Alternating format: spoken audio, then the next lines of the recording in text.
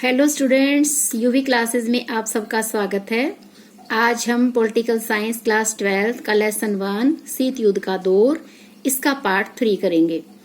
तो बच्चों, इससे पहले मैं आपको 2 पार्ट्स और करा चुकी हूँ, जिसमें मैंने आपको समझाया था कि कैसे 2 महाशक्तियां थी, अमेरिका और सोवियत संघ, और इनके बीच में काफी लंबे समय तक आपस में मनों में द्वंद्व चलता रहा और हमेशा ही सेनाएं जैसे आमने सामने खड़ी रही।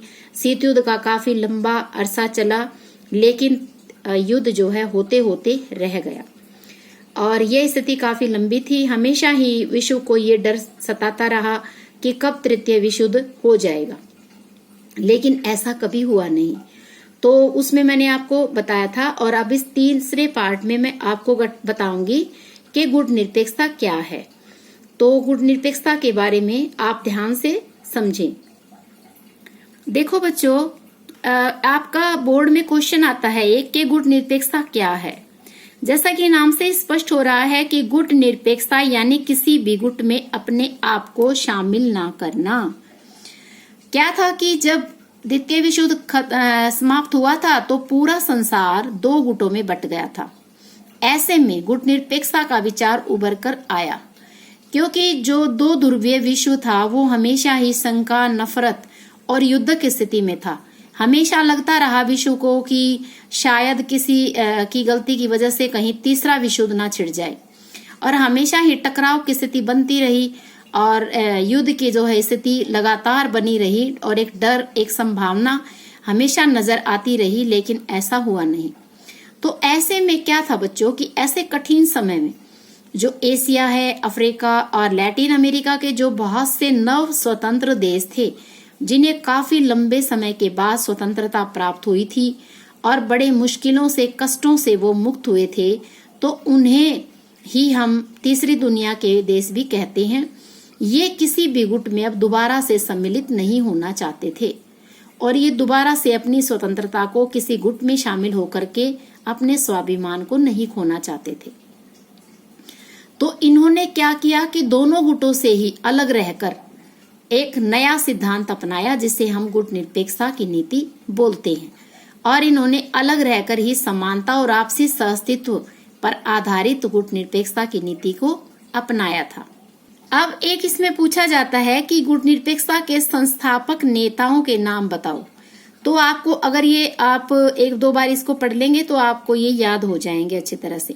अब देखो बच्चों, क्या था कि बारडूंग सम्मेलन में जो एक तरह से इस नीति का शुभारंभ हुआ था, और यहाँ पर जो हमारे भारत के प्रथम प्रधानमंत्री थे नेहरू, पंडित जवाहरलाल नेहरू, और यूगोस्लाविया के थे जोसेफ ब्राज टीटो, जिसे मार्शल टीटो भी कहते हैं, और मिस्र के थे कर्नल नासिर। तो इन तीनों को इनका जो है नेता माना जाता है एक तरह से देखा जाए तो। और इस सम्मेलन में ही भारत की पहल पर अणु बम्बों पर प्रतिबंध लगाने, साम्राज्यवाद और रंग भेद की नीति की निंदा करने, और अफ्रीशियाई देशों में एकता और अखंड सहयोग बढ़ाने की अपील की गई थी। आगे चलकर इस नीति का समर्थन नेहरू, नासिर, टीटो के अलावा 2 देशों ने और किया था। वो थे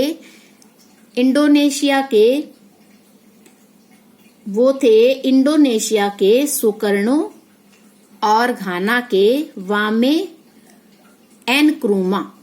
तो एक तरह से 3 तो पहले ही थे और 2 और 5 देश थे जिन्होंने इस नीति को आगे बढ़ाया। अब आपके में क्वेश्चन पूछा जाता है कि गुट निरपेक्ष देशों का पहला सम्मेलन कब हुआ था। ये क्वेश्चन कई बार पूछा जाता है 1 नंबर का। तो इसका आंसर आप लिखेंगे कि ये 1961 में बेलग्रेड में हुआ था, और इसमें 25 देशों ने भाग लिया था। अब इस सम्मेलन में 3 बातों की परिणति था। वो 3 बातें थी।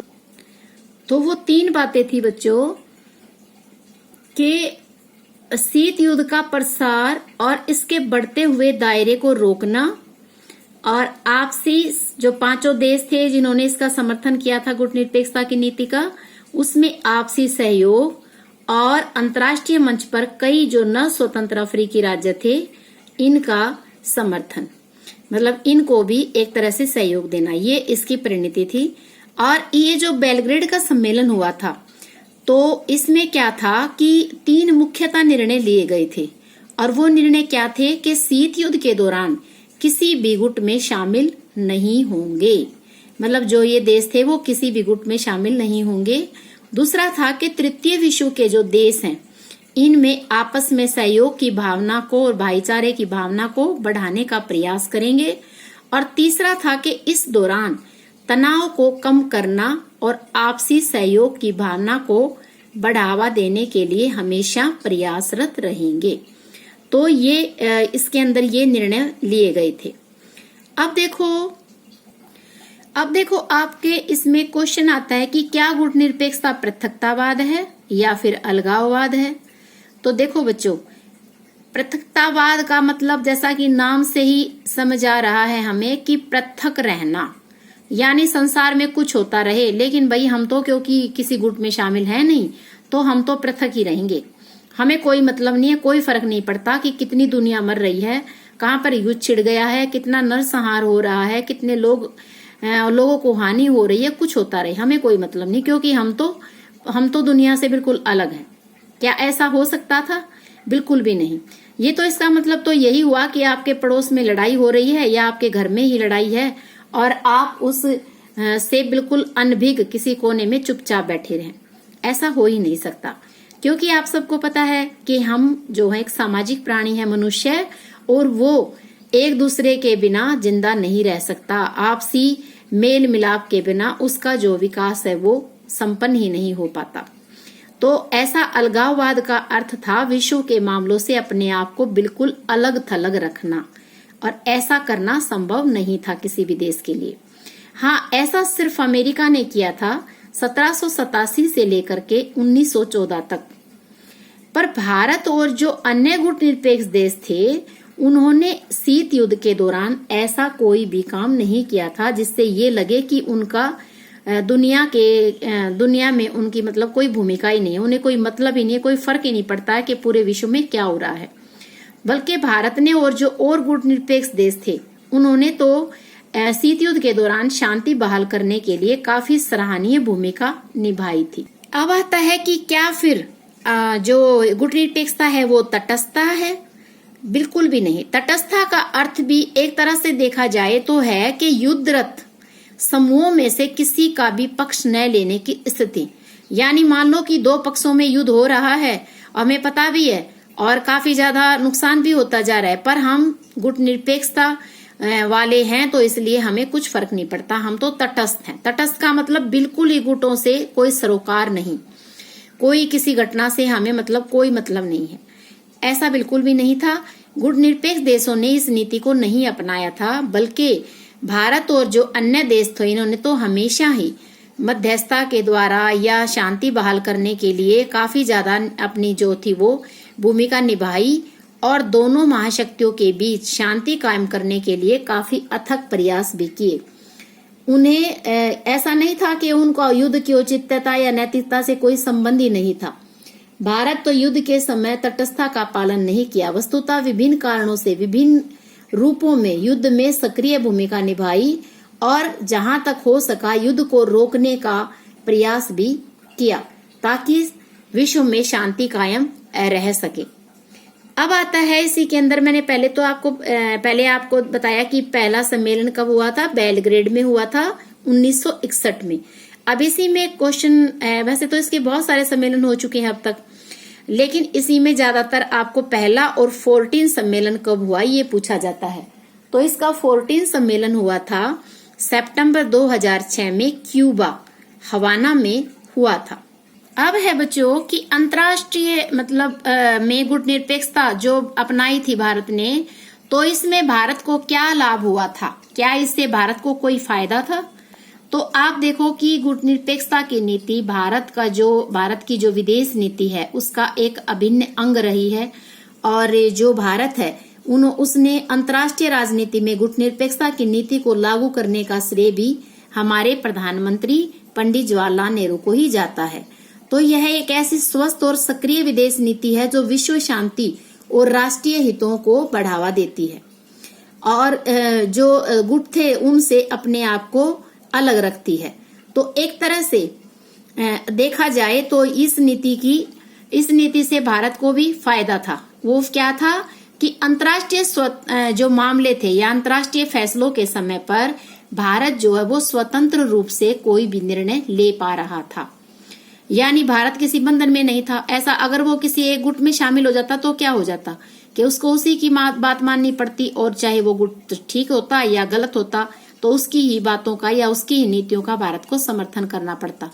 लेकिन अब भारत जो है स्वतंत्र था, वो किसी भी गुट में शामिल नहीं था, तो इसलिए वो स्वतंत्र रूप से कोई भी फैसला ले पा रहा था। दूसरा क्या था कि भारत एक महाशक्ति को दूसरे के सामने संतुलित करने में सक्षम था, यानी जहां उसे लगता था कि एक शक्ति गलती पर है तो वो उसे कह सकता था, लेकिन अगर वो किसी गुट में शामिल हो जाता तो वो गलतियों को बिल्कुल भी नहीं बोल सकता था या उन्हें कुछ भी नहीं कह सकता था।